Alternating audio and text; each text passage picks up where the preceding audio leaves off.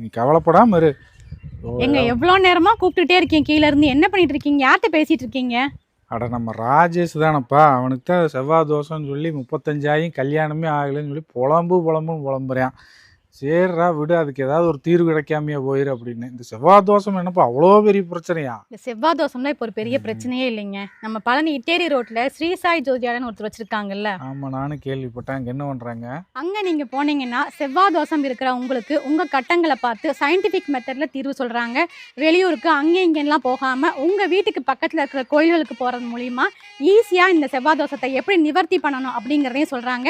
உங்களுக்கு விரைவில் வந்து கல்யாண பலன் வர்றதுக்கான வாய்ப்பையும் அவங்க உருவாக்கி கொடுக்குறாங்க. அது மட்டும் இல்லைங்க, இவங்க மருத்துவ ஜோதிடமும் பார்க்குறாங்க. நிறையா பேர் குழந்தை பேர் இல்லாமல் இருப்பீங்க. நீங்கள் இவங்ககிட்ட ஜாதகத்தை கொண்டு போனால் உங்கள் கட்டநிலைகள் எல்லாம் பார்த்து அதுக்கான சொல்யூஷனும் கொடுக்குறாங்க. அது மட்டும் இல்லைங்க, மன ரீதியான ஏதாவது பிரச்சனைகள் இருந்தால் கவுன்சிலிங் மூலமாகவும் தீர்வு கொடுக்குறாங்க. ஸோ இந்த மாதிரி நிறையா பேர் பலனடைஞ்சிருக்காங்க. நீங்களும் ஜாதகம் பார்க்கணும்னா நம்ம பழனி இட்டேரி ரோட்டில் மேட்டூர் டிரான்ஸ்போர்ட்டுக்கு பக்கத்துலேயே இருக்கிற ஸ்ரீ சாய் ஜோதிடாலயாவை விசிட் பண்ணுங்கள். ஸ்க்ரீன்லேயே அவங்க நம்பர் கொடுத்துருக்கேன். ஏதாவது டவுட் இருந்தாலும் நீங்கள் கால் பண்ணி பேசிக்கலாம்.